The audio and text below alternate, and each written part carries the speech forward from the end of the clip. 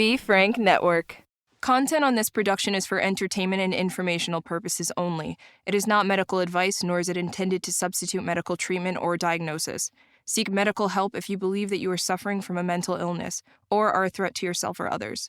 By using any or all of the information provided, you do so at your own risk. Any application of the material is at the listener's discretion and is his or her sole responsibility.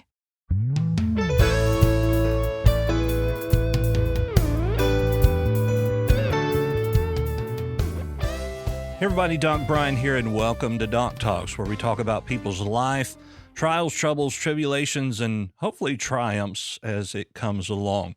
Today, once again, I have a TikTok star. I'm going to call you a TikTok star, whether you are or not. I don't recall how many followers you have, but a guy I met on TikTok named Sebastian Scales. Is that how you say your last name? Yeah, scales like a fish. All right. So Sebastian has quite an interesting story to tell, and I'm going to guess that as a coping mechanism, you've turned it into comedy and in a comedic routine. As you know, it's one of those things where you might as well laugh as to cry about it. So we're looking. Definitely, man. Yeah. So where are you at? Where are you located? I live in LA, but I'm actually just back home in my parents' backyard at the moment. I got you. Yeah. It yeah, looks like in you're the northwest. Yeah, it looks like you're in the middle of the forest there. Yeah, it's just outside of Seattle, so deep in the woods. Gotcha. So there's not much daylight there. Not enough, man. It gets dark at 4:30, and it's like it's pretty depressing. Yeah, I could it's imagine. Kind of wild, yeah. Yeah, people with seasonal affective disorder would not do well in Washington State at all. No, it's tough, especially if you're working like a full job, because you start work when it's dark, and by the time you're done, it's dark. It doesn't even feel like you had a day. It's nuts. Yeah. So tell me a little bit about where you were born, what life was growing up as a young child, family situation, that sort of thing. Yeah, so I'm from a town called Bainbridge Island, Washington. It's like you take a little ferry from Seattle, and it pops you right over on Bainbridge. And I grew up there, moved from Seattle to Bainbridge when I was 4. And I'm an only child, grew up with both of my parents, had a loving family. And around about the time I was 7, I started getting molested. So there's really no way to segue into it. You know, Mm-hmm. you gotta dive in and then just go from there.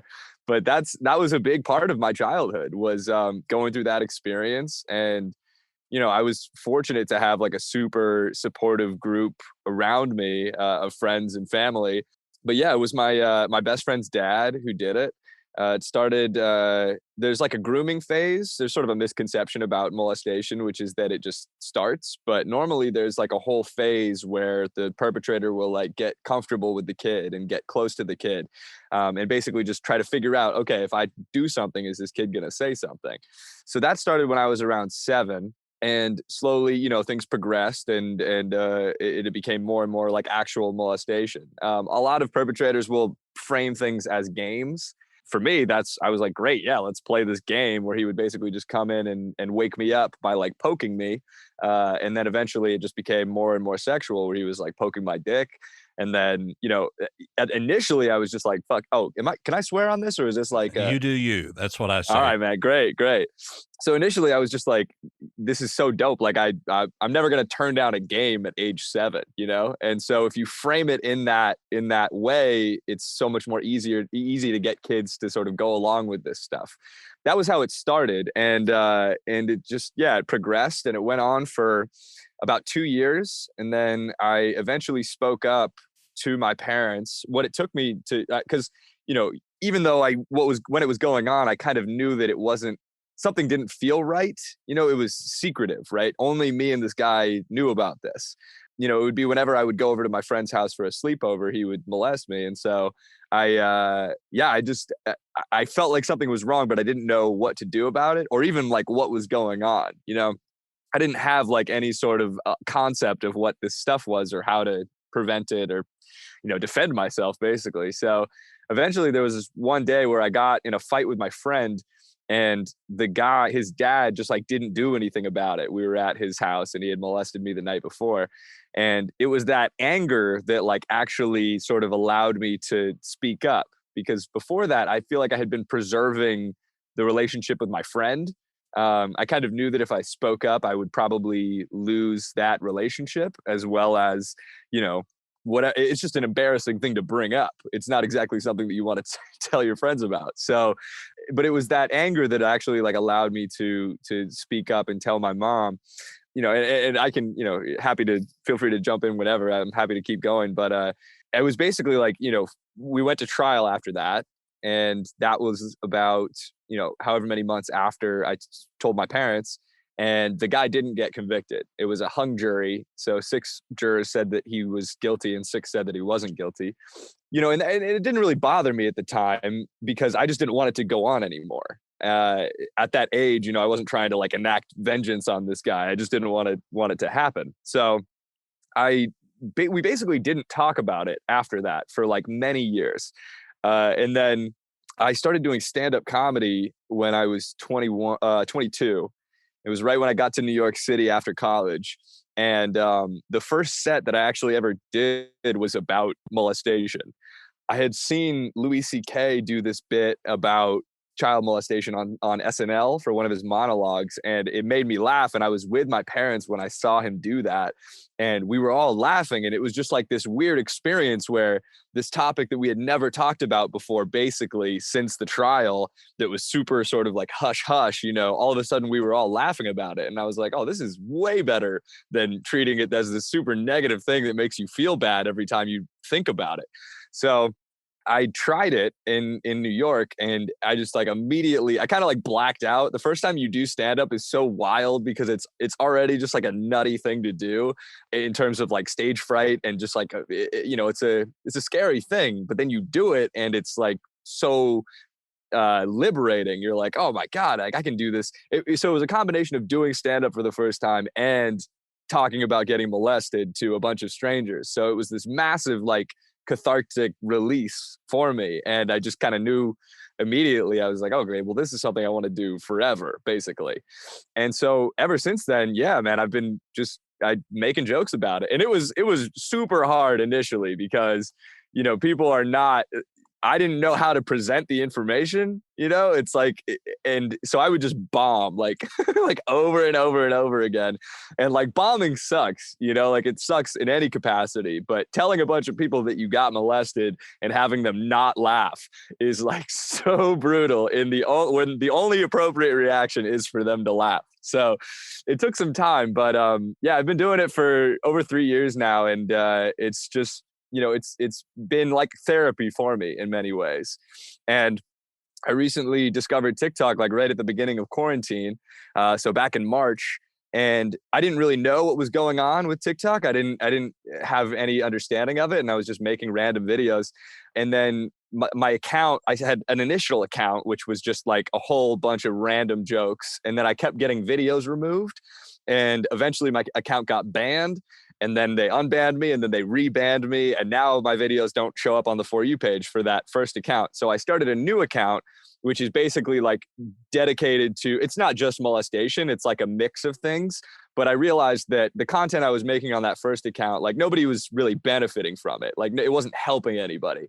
With this new account, like, I mean, and you know, like with TikTok, you have the ability to reach people unlike any other social media platform at this point in time, especially if you don't already have a following. You know, anybody can make a video that goes viral. And so I had this one video that was a molestation bit that I do, which is basically just how, like, after I told my parents what happened, they bought me a pair of Heelys. Do you know those shoes with the wheels and the heels? Mm-hmm. Yeah. So my parents bought me Heelys because I got molested. And in my 8-year-old head, I was like, this was totally worth it. That was just like the general thought process, right?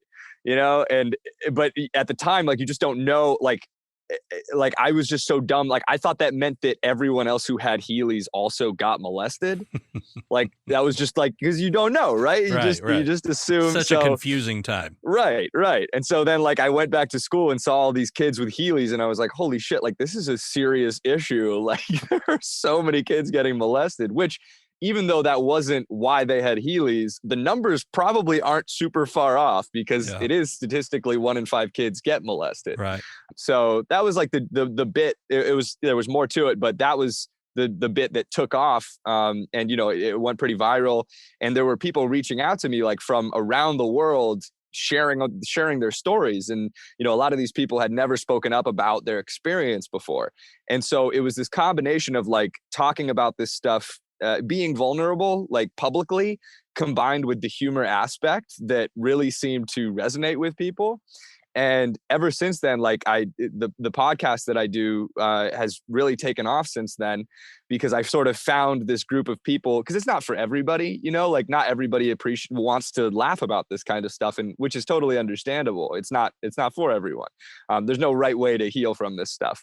But the people that do resonate with it, like really fuck with it. And so it's so nice to have all these people that are, feeling like they can speak up oftentimes for the first time as a result of the content that I've done on TikTok. So it's very quickly transformed into this sort of like life passion project of, alleviating, because it's healing for me in addition to everybody else. It's super helpful every time I have a conversation about it, and it gets easier with each conversation.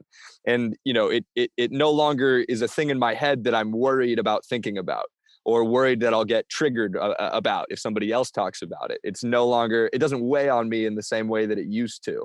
So comedy has really provided me with that sort of, I guess, ability to just heal. And it's, for me personally, a hell of a lot better than being this thing that makes me break down every time I think about it. Yeah, man, it's been kind of a wild ride. I've been rambling a little bit, so You're fine. You're fine. So we got a lot to unpack here. In the first 11 minutes here, we got a lot to unpack. But I did want to mention something where you said you thought every kid that had Heelys had been molested. Well, in the South where I'm at, they tell us that we have to assume that every child we come in contact with has been molested until proven otherwise. Whoa. That it is such a high molestation rate now, especially in the children that we deal with that are having behavioral issues, because there's a whole other avenue that comes in with that. But backing way up, we talked, you mentioned grooming. Grooming isn't just something that happens within molestation, even in crime. You just don't go out and rob a bank. That's not the first crime you commit. Right. There is certain grooming. So in your situation, you said that it was like a game that he played with you. And as a 7-year-old, especially a 7-year-old who may be a little competitive, people who do this sort of crime pick up on that, and they know that, and that's who they kind of go after. So you had mentioned, where he would wake you up just, poking or prodding you. Was that one of the first things that happened, or can you kind of explain what exactly happened within that grooming process? Yeah, totally. And that's so interesting that you mentioned the competitive aspect of it, because I'd never thought about that before. And I was very competitive at the time. My best friend, whose dad molested me and his son met on soccer, through soccer. We were both like very competitive soccer players. I mean, as competitive as you can be at that age. Yeah, I think you're definitely right. That was probably a big part of it. And that's why these conversations are so fun, is just because you learn something new about the experience every time. Yeah, so basically it started with, so I would sleep next to my friend's bed in his room on the floor. And so we would have these early morning soccer games that we would always like to have sleepovers because we could just go to the games together. So his dad would come in, early in the morning when we needed to wake up, and he would lay down next to me. And, it was initially just sort of the poking. What he would do is it would basically, like, if I woke up, then I would win the game. And if I didn't wake up, then he would win the game. Even though like we never like sat down and were like, here are the rules. When I would wake up, he would be like, oh, you win. And then if I didn't, he would like make some reference to it when I eventually did wake up later in the day. He was like, oh, I won this morning, something like that. Now, was your best friend still in bed while this was taking place? Yeah. So he was on the bed that was like, it was elevated, and I was on the floor. So he wasn't even awake. I mean, presumably. Yeah, he and I never talked about that game that was going on. And when we went to trial, because there were 2 rooms that I got molested in. It was that room, my friend's room, and that was generally just when the 2 of us were having a sleepover. But there was another room on the 3rd floor of the house that was like a much bigger bed, where if we were having like a group sleepover, me and a bunch of kids, we would all sleep in that bed. So it happened there sometimes too. And it would be because I was on the edge of the bed. And so the guy would lay next to the bed on the floor and reach up and grab my dick. And so that was what was interesting about the trial, is that there were other kids that testified that said that they saw the guy coming into the room on multiple different occasions late at night. And the defense that he used was that he said that his son slept better when he was in the room, which is just interesting because it's like, why the fuck are you coming in at 3 o'clock in the morning then? We've all been asleep for many hours, right? Mm-hmm. But that was the alibi that they used. And in theory, you can't really say that, because of course his son, agreed, like, and he had to protect his dad, talk about an impossible situation to be in. That was the defense. And that was enough in court to provide a reasonable doubt, right? That he might be innocent. So despite having other kids testifying that they saw him, at the scene of the crime late at night, he still didn't get convicted. But right, it would almost have to be that they testify that they actually saw him touch you. Exactly. Yeah. And because of the nature of molestation cases, it's very rare to get people that see this stuff happening. So the majority of the time, it's just a kid being like, this guy touched me, and the guy's like, no, I didn't. And that's not enough to convict somebody in our judicial system. But it's funny because the evidence is that it's a child saying that an adult molested them. Like, I always think about this, like, there's nothing that my best friend's dad could do to me that would make me say to other people that he touched my penis, other than touching my penis. Right. You know what I mean? Like, what's he going to do? Like, smash my Xbox? Like, even if he did that, like, I'm just going to say he did that. I'm not going to be like, he touched my dick for 2 years, Mm-hmm. Like, it's just it's so silly. And in retrospect, it makes, it's a lot easier to like unpack like the obvious signs that this was going on. But the reality is most people just don't know how big of a problem this is and what to look out for, including members of the jury. To go back to your original question, that was basically how the grooming started. And it just got to a point where, and I don't remember the transition. I don't remember like a specific day when he transitioned from poking me in the arm to poking me in the dick. But at some point that happened, and then it was just that all the time. So initially it was poke. He called it the wiggle game. It's kind of gross, but that was the name that he used for this game. And so I would wake up with, morning wood, as, children do, right? And so he would wiggle it back and forth. And so that was sort of the noticeable shift that happened, where I was like, okay, well, I know that this is still a game, but this is not the game that we started playing initially. But at that point, and it feels like every time that you don't speak up about the molestation, every additional time that it happens, it becomes harder to speak up. Like, oh shit, like, I don't know why. I think people are going to think that it's weird that I didn't speak up initially. There are all these reasons why victims don't speak up. And I remember that being one of them, is that I thought that people would think that I was into it. And the reality is, I had boners for a lot of the instances that this was going on for. Not because I was into this dude doing it, but because and obviously, that does happen for victims too. And it's Absolutely. not diminishing that at all. In my personal experience, it was just, your body will respond. Anybody can grab my dick and I'll get a boner, especially at that age, And I remember when I got my first hand job from my girlfriend at the time, like, 5 years later or whatever. And I was like, oh my God, this will feel great from anyone, it's not just this dude who's doing it. And so, but when you don't have any sort of understanding of this stuff and you're just thrown into this sexual world so early, your mind goes to crazy places. And I legitimately thought that if I spoke up, that the guy who molested me would admit to it, but say that I had boners for it. Hmm. So I was into it. And I thought that that was going to be the end of the thing. I didn't even think that there was going to be a trial or anything. I thought that that just made it okay. Right. And So, a lot of times, and one thing that we don't talk about a lot is men who are raped by women. And, men can get an erection even when they don't want to participate in the yes. act.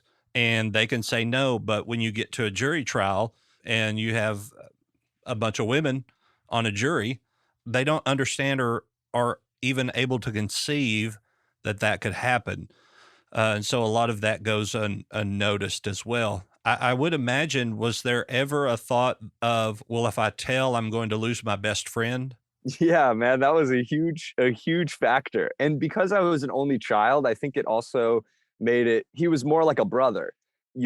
At that age, your friendships mean so much. Like I remember being competitive with other friends for my best friend's friendship. I didn't know what was going to happen exactly if I spoke up, but I had all of these hypotheticals that might happen, and I was pretty positive that I would lose my friend. But it's also just interesting, like what you just said there about men's, responding by a lot. Just your dick responds to physical touch. I remember in my head being like getting mad at myself for getting a boner and thinking to myself while it was going on, like, no, like I don't want this guy to think that I'm into this. Like I'm sending the wrong message, but I can't like talk down the blood flow. So it's tough, man. And Especially at that age. of course, yeah, and you're right. If you take 12 random people, it's very unlikely to get 12 people that understand the intricacies of these types of things, whether it's molestation or rape of adults, and especially when you get into women raping men and molesting men. I mean, I feel like it's just sort of the way our society perceives this kind of stuff is that, for example, like teachers who hook up with their students, who rape their students, that's sort of the fantasy for a lot of guys. It's like, oh, that would be so cool, but it's so often not the case. It's not just because it's a woman doing it doesn't mean it's any less traumatic or that you felt like it just doesn't mean that you enjoyed it. But Absolutely. yeah, it's complicated stuff. Yeah, especially too, we don't hear a lot about, but there are cases of where women will actually, put things like ecstasy in a drink and then give the man a major dose of Viagra or Cialis so that they aren't really in control of that blood flow and what's going on, and then a rape occurs. So there's a lot of different things there with this predator. That's what I'm going to call him, a predator, Hmm. 'cause that's what he is. He's Yeah. well, there's a lot of other adjectives that I could use that could describe him, but we'll stick with predator. Was it just touching, or did it ever get more past him touching you? Yeah, it never the furthest it went was when they had a cabin like just, off a couple of hours from Seattle, and me and my friend and his dad went to the cabin one time, just the three of us. And it was night and me and my friend were sharing a bed together, and he got into bed between the two of us. And that's when he molested me, under the pants, and it never escalated past him grabbing my dick. That was the pinnacle, the peak molestation. And I remember in that moment just being like, I always call my friend Jamie. I leave his name anonymous because he and I are actually still friends, believe it or not. I can definitely get into that too. But I call him Jamie in like the podcast, and I just remember thinking to myself, like, Jamie, like, wake up, dude. Like, there's a man in our bed right now. Like, how are you not awake for this? And it was just so confusing, and I didn't know what to do. But that was about a year and a half into the molestation. And that was the first time that I ever actually said, like, out loud, I was like, please stop. One of the scariest moments of my life, because I didn't know what was going to happen, but I was just so fed up of this guy doing this. And so I said it, and he didn't say a word. He just like pulled his hand away and then got out of bed.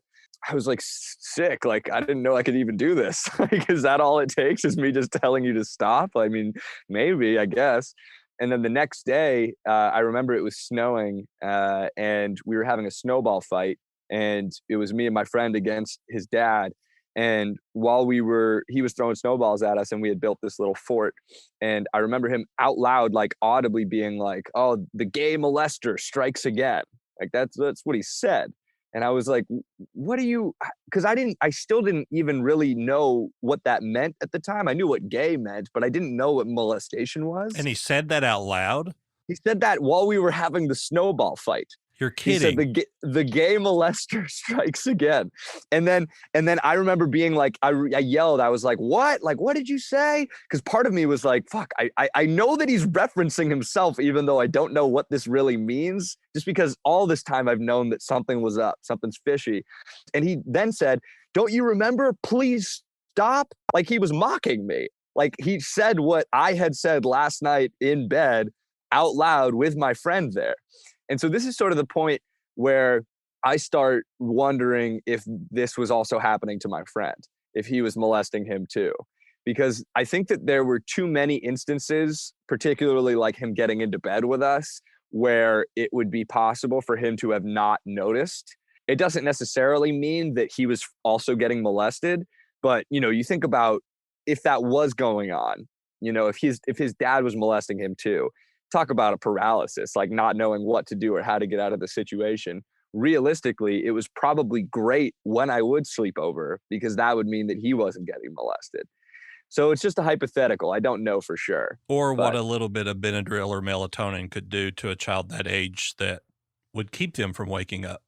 another thing I've never thought about, Doc, killing it, man. Well, Yeah, I love it. Yeah. I was a police officer for 7 years, so I've dealt with some of these things before, and I will say it is very, very, very difficult to convict a child predator just solely based on the child's testimony. Of course. And it's so sad, but at the same time, we don't want to put the child through the trauma of sitting on a stand and, telling everybody in this courthouse what is going on. And I assume that you had to do that at some point. Yeah. My testimony was 4 hours long. I think that's part of why I'm able to do stand up about it, is because it's a lot easier to make jokes for 5 minutes than talking in depth for 4 hours when you're 10 years old about, all of these different instances that happened. And the guy is in the room too. Like the perpetrator, the predator is in the room because, the accused has a right to confront their accuser in court. Like, can we change that for kid cases? What the fuck is going on here? I thought he was going to stab me in the courtroom. I remember seeing him and they were like, can you identify is he in this room? You know how they make you do that? It's just part of the protocol. I'm like, guys, what are we doing here? Why are you making me look at this guy? I'm not confusing him for somebody else, Right. And so it's a massively traumatizing experience. You want to know what's crazy too is about the wiggle game. So I had completely blocked that out of my mind. I had forgotten about it entirely until I was on the stand. While I was on the stand, the defense attorney brought up, he was like, does the wiggle game mean anything to you? So while I'm on the stand, I start having this flashback that's like all the things that I was talking about earlier, like the grooming and the initial molestation, all of that stuff, for whatever reason, I had forgotten about. And I had told one of my friends, not Jamie, but a different guy who I was close with, I had told him that this was going on. And I had made him promise to not tell anybody about it. And so he had to do a testimony too, and had spoken up about the wiggle game and what I had told him. But I hadn't ever said anything about that. And so the defense attorney, strategically didn't bring it up with me until we were in the courtroom, so that it can look like, I'm confusing stories and stuff. But the reality is I just hadn't even, I guess my mind just as a defense mechanism just blocked it out. Or maybe in my head, I was like, why do we need to know about the other stuff? Like, what about all these other, these real molestation instances that I'm describing to you that are way more graphic and intense? For whatever reason, I had completely forgotten about it. And I felt so paralyzed when he brought that up. I felt like my mind was going 100 miles an hour. And I ended up saying no, I don't know what the wiggle game is, because I felt like I couldn't process all of this stuff. And also I was thinking to myself, oh my God, now I'm like, they're going to think that I mixed up stories. Like I felt like he had got me, like he had caught me in the act or something, which was of course all part of his plan. I mean, this is his profession, is basically making kids look like they were lying. It was a really kind of wild experience in that regard. And of course, afterwards, I was talking to the prosecutor who was like, on our side, and I was like, I didn't know what to do. Like he said all of that, and I started thinking about all this stuff, and I just kind of panicked. And she was like, "Don't worry about it. It's okay." She calmed me down and stuff. Yeah, I couldn't believe how memories worked like that, Yeah, and how they just flooded back in as soon as he mentioned the term "the wiggle game." sure. Yeah, our brain is a wonderful organ that can make us subconsciously forget certain areas of trauma. And that's why, I tell people all the time, therapy in and of itself is traumatic, because as you start to recount all of these things, you're going to begin to remember things that you had completely forgot about, or that were completely out of your realm of thinking.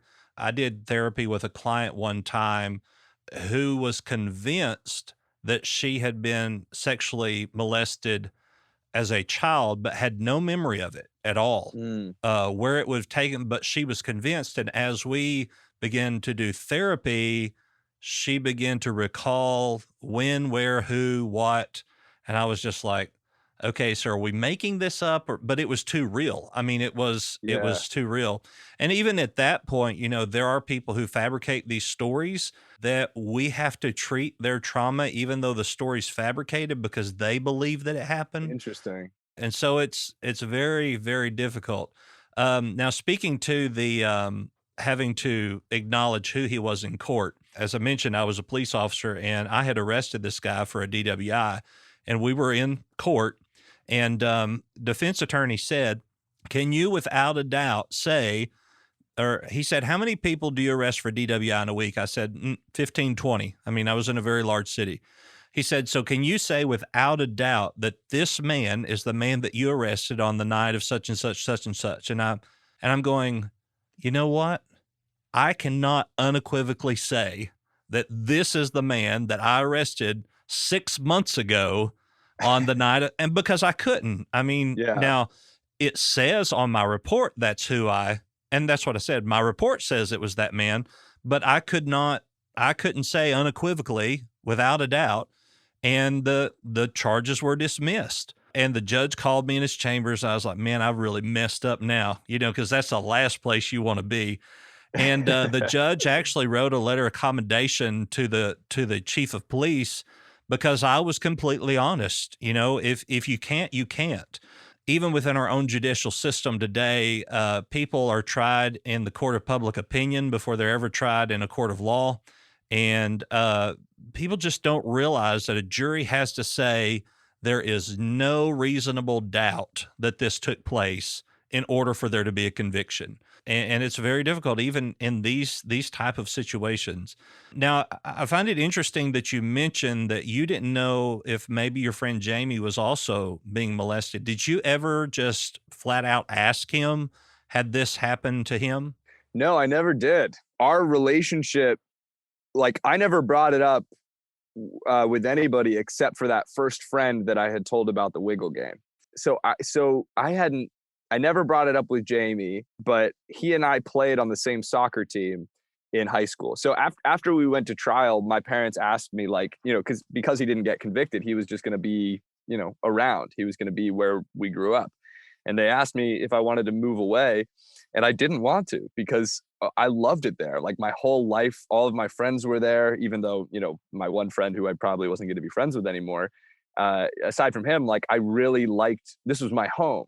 And I felt like if we moved away, it would be like almost like he won or something, like conceding defeat. So I didn't want to move away. And so we didn't. I did switch schools. I went to a private school for 2 years before high school. And Jamie was a year younger than me. So when we got to high school, he and I both played soccer. I was there a year before him. But then my sophomore year, we were on the same high school soccer team for 3 years. And it was interesting because there was never any hostility between us at all. He never was shitty towards me. We were always super cordial. And, we'd celebrate together when we scored goals. It was pretty because that was like so dope for me to just be able to still have, even though it was like not a deep relationship, it was still just knowing that he wasn't mad at me made it so great. So would Because his dad, though, be at these games? yeah, yeah. So we had a restraining order, even though he didn't get convicted. We did get a restraining order, but they had a condition on the restraining order, which is that he was still allowed to attend his son's soccer games. And so for every high school soccer game, the guy who molested me was in the stands. Cheering you on. Yeah. And it was pretty wild too, because like the whole community knew about it, right? So even though even though he didn't get convicted, the vast majority of parents were on my side. And so they would form, like my parents and these other parents would form like this barrier, of this parental barrier in front of the guy who molested me in the stands for all the games. So they would just stand in front of him and he would like get up and move around and they would follow him with their little wall. And it felt good because even though it was kind of embarrassing at the time and I didn't really want anybody to be thinking about it, it still just felt good to know that like all these people like had my back. There was this moment my senior year where I was going to be going off to college, and we were just having like a party and we were all drunk, and it was me and Jamie and all these other kids on the team. And there was just kind of this moment where I remember just saying to him like, yo, like despite everything that happened, like this is so cool that we can still have this relationship. And he was like, yeah, man, like I completely agree. And it was just like this really sort of heart to heart moment that was like all of this unspoken stuff that had happened. We were just still able to like hang out and have a good time together. And it was, I don't know, man. It just like felt really, it felt really awesome to maintain that friendship. So do you think that he had molested anyone else in the community, or that you were just kind of his first? We got reached out to because it was a pretty high profile case. I mean, it's a small town. So there were a lot of articles written about it. And after these articles were written about him being not guilty and stuff, somebody reached out to the detective on the case and said that the guy who molested me had molested him 20 years ago. And it was like, that would have been really helpful right before the case. But yeah, obviously he didn't know until then. So yeah, presumably he's been doing it for 20 plus years. Can I ask what occupation he does? He was a lawyer. Yeah. The dad that did this was a lawyer. Yeah. I think he was a lawyer of some kind. I'm not sure exactly what, but something like that. Interesting. Yeah. Because Yeah. we just had he was an attorney for 20 years, and he was appointed as one of the district court judges, and he was arrested probably a year ago for meeting an underage child and the child's dad at a hotel to have a three-way. And I was like, you're a judge, like, come on. Oh How my was God. this not evident that this was a setup? Yeah. But I guess those fantasies get to a point of where you just can't control those urges. And so I would urge people who have these urges that are illegal to not be silent about it, to go to a therapist, go to somebody that you know that if they tell, that you can sue them and own everything that they have, and tell them that you are having these feelings and emotions, because it is, I'm going to go out on a limb here, and some probably will disagree with this, but pedophilia is wrong. There is nothing natural about it, especially when there is not consent. And I don't think that a minor can consent to that. Now, we could argue what a minor is, whether 16 is an age or 12 is an age, but I just really think that people that have these issues need to realize that they're not okay. They're not there. Yeah, man, I totally agree. And it's one of those things that is, it's such an uncomfortable topic to breach and begin dissecting, because we really have to get to the root. If we're going to prevent this stuff, we have to get to the root of the issue and be willing to help people that are willing to recognize that they have this attraction to children. And if you, like, for example, like, if you become aware of that, it's not something that you want to bring up, right? But nobody's just sort of trying out molestation. Like, they know that they're attracted to kids before they do it. It's premeditated behavior. And if we could find a way to sort of destigmatize conversations about this kind of stuff, like trying to get help before you act on these interests, I mean, you could probably help a ton of people. But yeah, it's just such a tough thing because you have to admit that you're a pedophile, and that's like it's a super difficult thing to do. But yeah, I've always been curious, like, I kind of want to have a pedophile on my podcast and just like, ask like, when did you start realizing this? Were you molested? What caused you to get to the point that, because I don't think that it's predetermined. I think it's experiential. I think that there are things that happen to you that make you interested in kids. I don't think anybody's just default into that. I mean, maybe they are. Who knows? Well, I would agree with that statement, but also I think that a lot of times that it is a male, when it's a male to another male child, that it is that male experimenting with homosexual thoughts, and they know that that child isn't going to understand what's going on, as to where if they experimented with someone who was of age, people would believe them because that's just not something somebody would make up. Yeah, And so I do think that there are many different reasons why that would come into play there. So totally. And it I could also be, if it happens, like if you were molested, it could definitely be the type of thing where you're trying to normalize that behavior and trying to think to yourself, okay, well, this happened to me. So if I can do it to other people, and maybe that'll make me feel less weird about, maybe this is just what happens. I think that there's a massive amount of value in trying to get into the heads of predators and figuring out, why are you doing this and can we prevent it? But we do have to be more open and accepting, maybe not accept, well, I guess it is accepting, but just honest about how big of a problem this is and how many people we could potentially save from doing this kind of stuff. And obviously, of course, the kids that we'd be saving too. Absolutely. Because had the grooming continued and had you allowed it to continue, it would have ended up being a lot more than touching.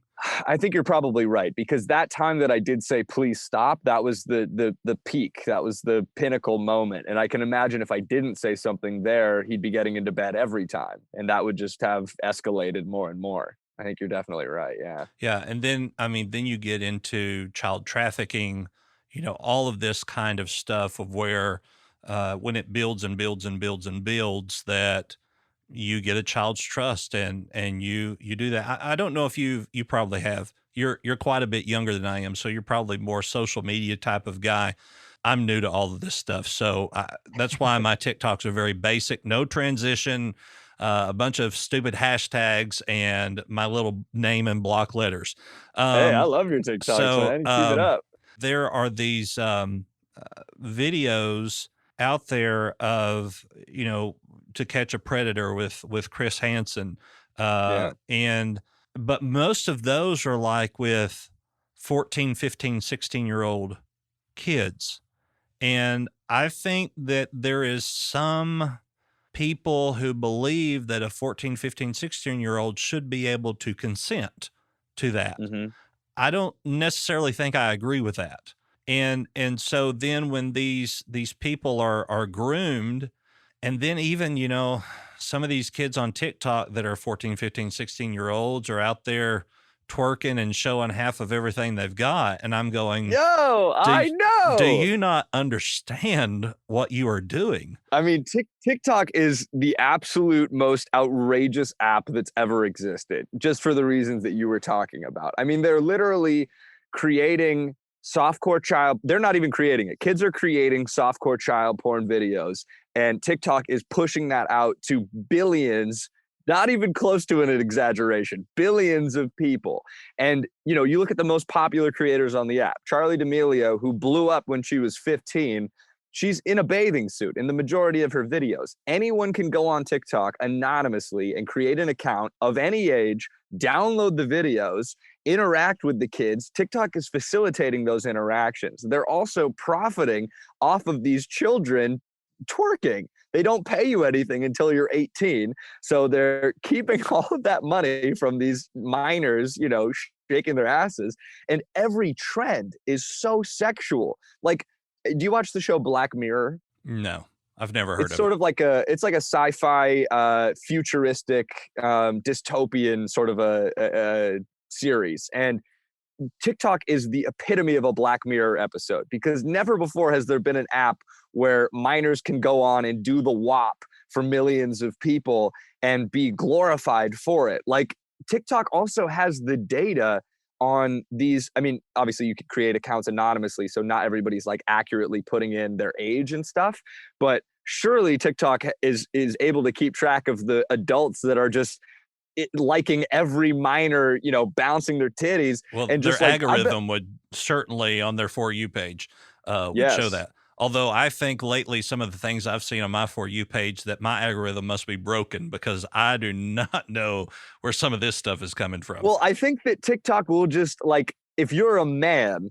or a woman, I think TikTok will just, the algorithm will always, every now and then, slip in a video of somebody in a bathing suit just because they, like, just to let you know, like, hey, if you're into this, we still have it available. There's no other app where we've got 14-year-olds, fucking dancing to Cardi B.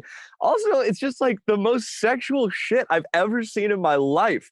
Like, and it's the homepage. The homepage of your app is flooded with minors twerking. Like, what are we doing here? How is this app able to exist? I saw this kid in a diaper the other day twerking, and the parents were just egging it on, and I'm like, okay, so this kid's in a diaper twerking, and when this kid gets pregnant at 12, you're going to wonder where you went wrong. Yeah, exactly. And also, like, you think about the damage that TikTok is doing to our species by inundating us with softcore child porn.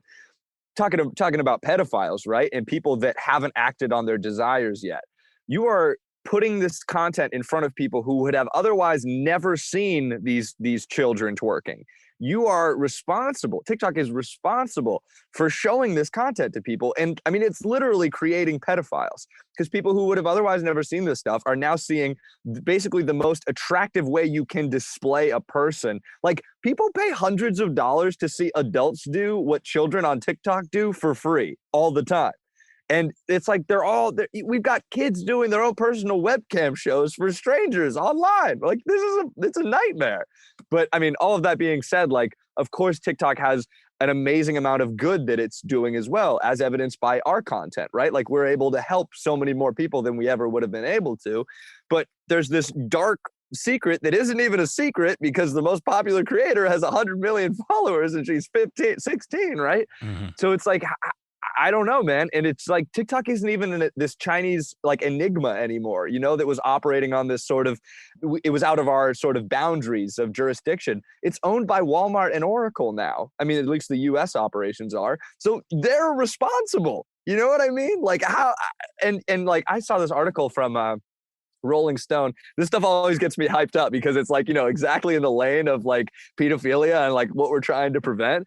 But Rolling Stone wrote an article about how TikTok teens were ending up on Pornhub. So there was this one trend that was basically just like, it would just start with the girl's face, and then it would go and she would just be sticking her ass up. And people were taking those videos, downloading them, making compilations of them, and putting them on Pornhub. And it's like, it's bad. Of course, it's like so insane that that's happening, but it's not even that it's on Pornhub. Like, the content is on TikTok. It's already there. It's already, and it's getting millions and millions of views. And you see girls, like, and boys too, of course, but like, if you look at the numbers of these creators, it'll be like a 15-year-old, and I saw this one creator who had like, roughly 100,000 views a video. And then she did that trend where she stuck her ass up in the air and got 50 million views in a day. So it's like you're conditioning the creators on the app to also recognize that they're not going to get views unless they sexualize themselves. And it's, it's also just like they're preying on children. Like, you don't know what the lasting ramifications of this stuff are going to be. It's permanent. It's the internet. There are so many young kids who are TikTok stars or Instagram stars, however you want to label them, that are committing suicide because they had the one video that got 50 million likes and they never had another one again. Yeah. Or you have, which it's funny to me, but you have these people who have reached 50,000 followers and they have no original content. I mean, it's just whatever trend is going on. And they have set up a website and merch, and I'm going, yeah, okay, all right. Sure. But then, Right. we get kind of to the point of where, I'm a 37-year-old, a fat, bald, ugly man.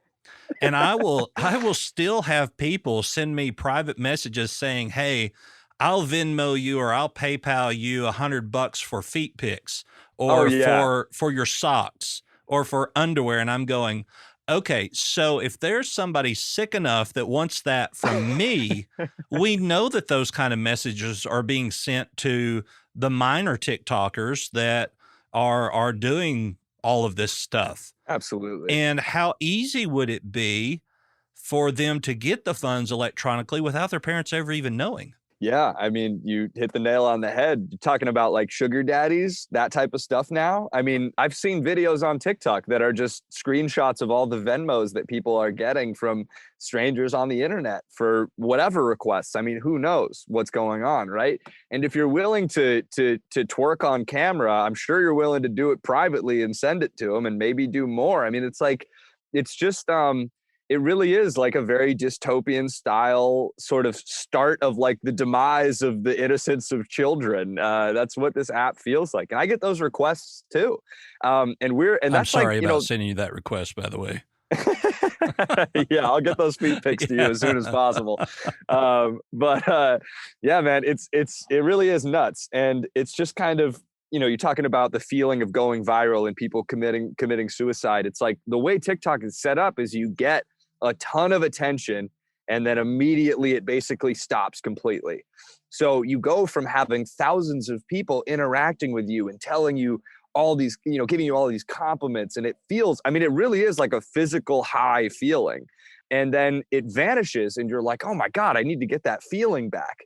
So if the way that you're getting that feeling is by sexualizing yourself, you're just going to keep doing it. And it creates this vicious loop of, not to mention the fact that a vast majority of the comments are just people making fun of them. Like all the comments on girls' videos that are them sexualizing themselves are just dudes like making fun of them, like being like, oh, you're talentless, all this stuff. So it's this horrible loop of the dopamine from getting likes and also the lows of getting made fun of by, all aged people on TikTok. Absolutely.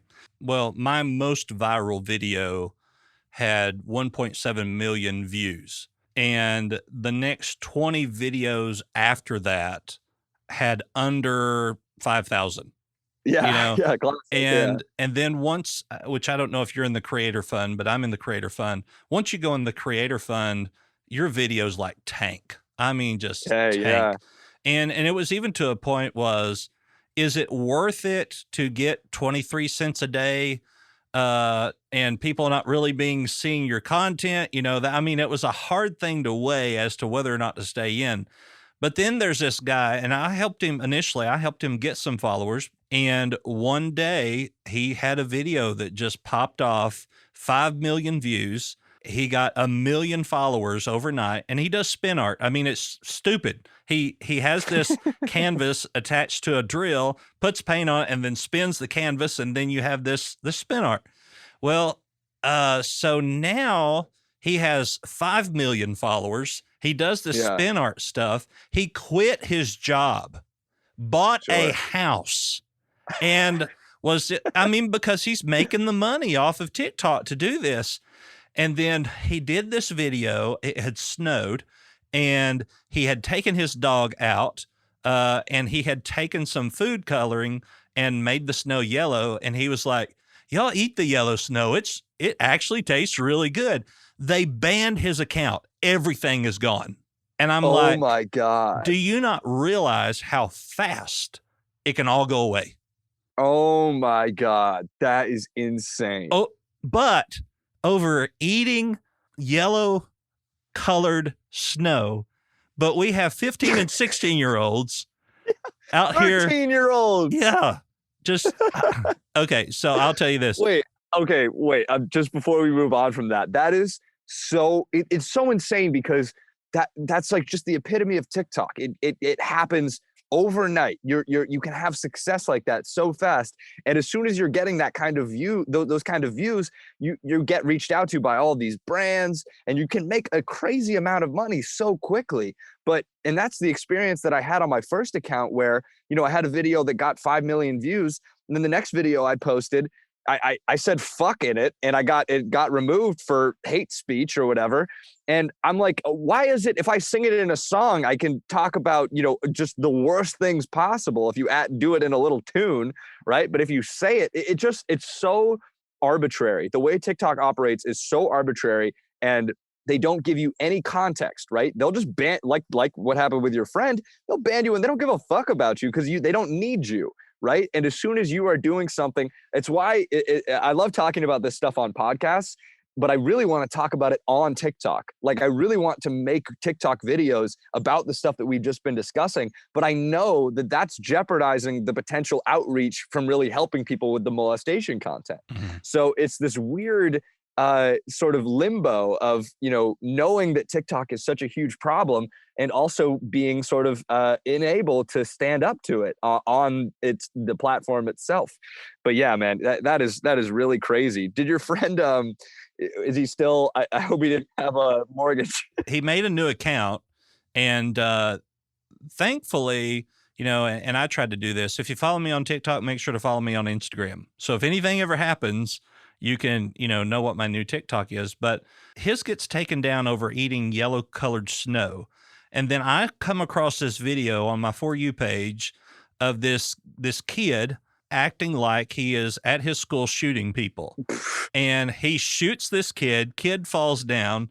And of course, it's him, it's the one-person video acting like different people. Yeah. And then he says the kid's laying down, face down. He turns around and gets a close-up of this boy's behind, and he says, and I quote, "Shorty's ass looking fat today." And then you hear the cheek clapping, with the background going on. So yeah, what's going on here. So yeah. I report the video. It's a shooting. Yeah, of course. There are kids that have their videos taken down because they've got play guns in their videos. Here's a shooting. There is a rape, all of this kind of stuff.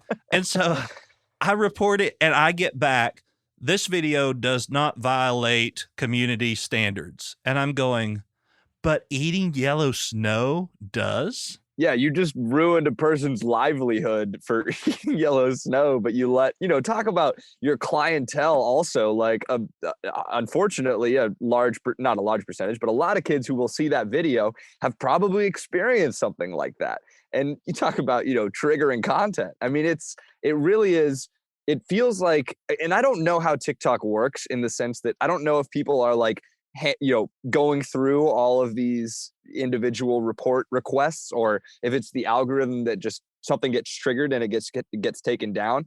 I don't know exactly, but whatever it is, it's massively inconsistent, and also like just a real problem. Because like, dude, I made a duet, or not a duet, a stitch. So this girl popped up on my For You page, and she's just, in lingerie looking like a stripper. I mean, just that's what it is. She's behaving like a stripper. And I have no issue with her at all, right? But the stitch that I did was, I was like, it's just weird to go from watching cat videos to watching 14-year-olds strip on my homepage of this app. That was the whole thing. It got removed for hate speech and adult nudity. And first of all, adult nudity, as if kid nudity is okay. But the original video is still up. So I'm like, you think I'm nude? What the fuck is going on here? But I think it's when you start getting into the territory of exposing what TikTok is, I think that they're well aware of that and are flagging your account and trying to get rid of it. But who knows? Because the people who are buying the coins and giving it to these kids is what's funding TikTok. Wow. And so they're not going to take that content down. And, you're so right. You're so right. They're facilitating the payments between these adults and the children. And not only that, TikTok keeps 80% of what you pay for the coin. So like If you get the 1,000 coins, it's like $100 for the 1,000 coins. But if you give somebody 1,000 coins, it's only like $20 worth of value to the receiver. It's So, outrageous. but put your Venmo or Cash App in one of your lives, telling people to just send you money there, and you will be down in a heartbeat. I mean, they take you down fast. Really? So, yeah. Like they removed your if you tag it in your like caption of your video or If you say it. If you say Venmo, Cash App, there is something in the algorithm of the live that will immediately shut your live off. well, and that's what makes me think it is the algorithm, because like if you comment and write molestation, your comment is deleted immediately. It doesn't even show up. Same with abuse.